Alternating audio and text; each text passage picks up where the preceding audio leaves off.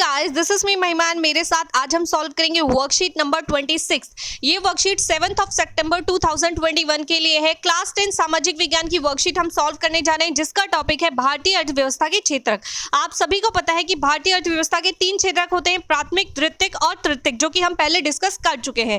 प्राथमिक क्षेत्रक का अर्थ होता है जो कृषि कार्यों से जुड़े हुए लोग होते हैं, वो प्राथमिक क्षेत्रक के अंतर्गत आते हैं। द्वितीयक क्षेत्रक में हमारी सारी फैक्ट्रियां और कारखाने आ जाते हैं, और तृतीयक क्षेत्रक में सेवा क्षेत्र कहा जाता है, यानी कि तृतीयक में वो सभी सेवा क्षेत्र आते हैं जो हमारे आसपास में हमें सेवा प्रदान करते हैं, जैसे हमारे परिवहन हो गए, बैंकिंग हो गई, स्कूलिंग हो गई, ये सब आपके तृतीयक क्षेत्रक में आते हैं। तो चलिए देखते हैं आगे। 1973-74 से 2013-14 यानी कि 73-74 से लेकर 2013-14 के बीच 40 वर्षों में, जबकि तीनों क्षेत्रों में उत्पादन में वृद्धि हुई है, यानी कि प्राथमिक, द्वितीयक और तृतीयक तीनों में हमने वृद्धि प्रदान की है। तृतीयक क्षेत्रक में सबसे अधिक बढ़ा है, यानी कि अगर देखा जाए तो प्राथमिक, द्वितीयक के मुकाबले तृतीयक में बहुत अधिक प्रोग्रेस हुई है। परिणाम स्वरूप वर्ष 2013-14 में तृतीयक क्षेत्रक प्राथमिक क्षेत्र की जगह भारत में सबसे बड़े उत्पादक क्षेत्र के रूप में उभरा है। यानी कि पहले प्राथमिक क्षेत्र जो था वो बहुत हाई लेवल पे था, लेकिन अब क्या है, प्राथमिक क्षेत्रक से ज्यादा तृतीयक क्षेत्रक में वृद्धि और विकास हुआ है। तृतीयक क्षेत्रक भारत में इतना महत्वपूर्ण क्यों होता जा रहा है, इसमें कोई कारण हो सकते हैं। तो इसके कई कारण हो सकते हैं कि तृतीयक क्षेत्र क्यों प्रोग्रेस करता जा रहा है। चलिए आगे देख लेते हैं। सबसे पहले किसी भी देश में कई सेवाएं जैसे अस्पताल, शैक्षिक संस्थान, डाक, टेलीग्राम सेवाएं, पुलिस स्टेशन, अदालतें, ग्राम प्रशासनिक कार्यालय, नगर निगम, रक्षा, परिवहन, बैंकिंग, बीमा कंपनियां आदि आवश्यकताएं होती हैं। इन्हें बुनियादी सेवाओं के रूप में माना जा सकता है। ये सभी क्या है, हमारी बुनियादी सेवाएं, मतलब ये सभी बुनियादी सुविधाएं, और इनके बिना हमारा जीवन बहुत कठिन हो जाता है। एक विकासशील देश में सरकार को इन सेवाओं के प्रावधान की जिम्मेदारी लेनी पड़ती है, यानी कि सरकार जो है वो इन सभी सुविधाओं को डेवलप करता है, इन पर विकास करता है, ताकि देश का विकास हो सके।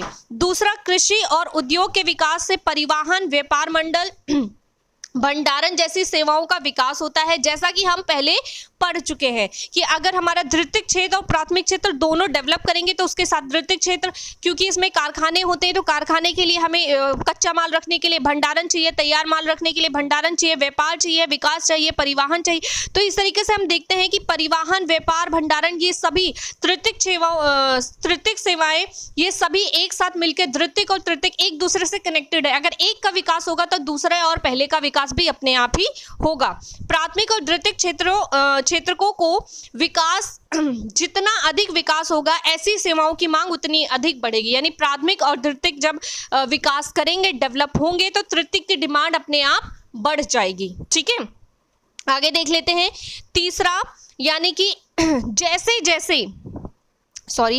जैसे जैसे आय का स्तर बढ़ता है, लोगों के कुछ वर्ग बाहर खाने, पर्यटन, खरीदारी, निजी अस्पताल, निजी स्कूल, पेशेवर प्रशिक्षण आदि जैसी कई सेवाओं की मांग करने लगते हैं। आप शहरों में ये बदलाव काफ़ी तेजी से देख रहे हैं।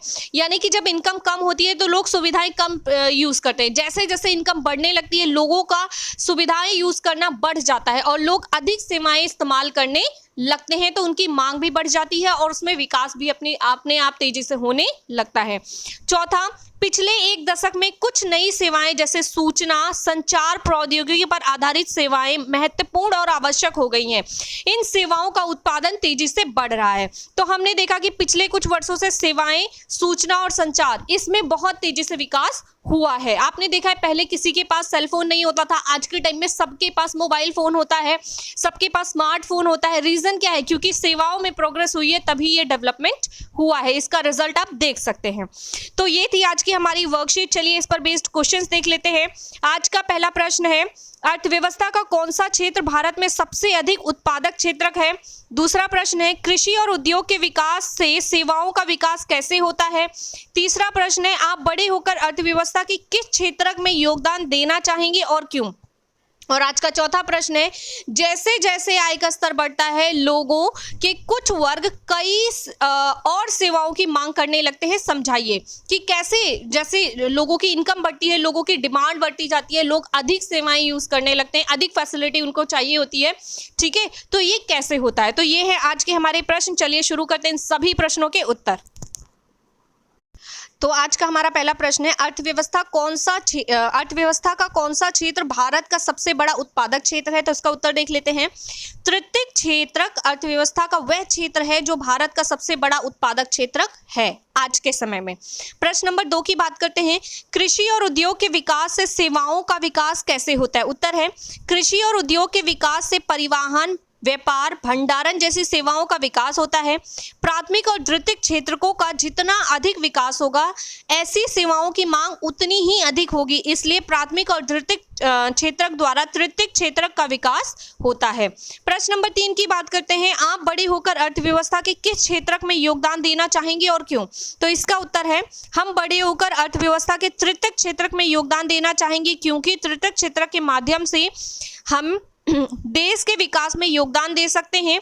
यदि देश में सेवा क्षेत्र विकसित होगा तो वह द्वितीयक और तृतीयक क्षेत्र को विकास करने में अधिक सहयोग देगा। इस प्रकार तृतीयक क्षेत्र तीनों क्षेत्रों के विकास में सहयोग प्रदान करता है। बात करते हैं चौथे प्रश्न की, जैसे जैसे आय का स्तर बढ़ता है लोगों के कुछ वर्ग कई और सेवाओं की मांग करने लगते हैं, समझाइए। तो उत्तर है, जैसे जैसे आय का स्तर बढ़ेगा लोग अधिक सेवाओं की मांग करने लगते हैं।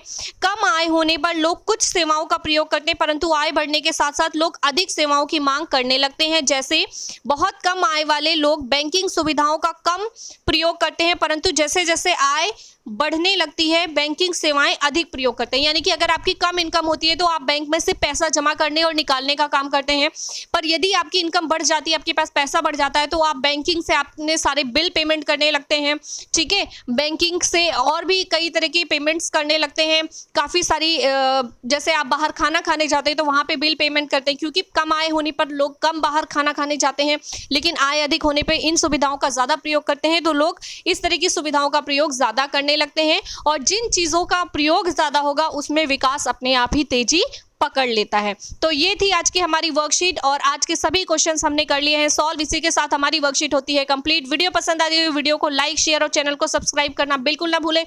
मैं हूं महिमा और आपसे लेती हूं विदा। जल्द ही मिलूंगी आपको नेक्स्ट वीडियो में।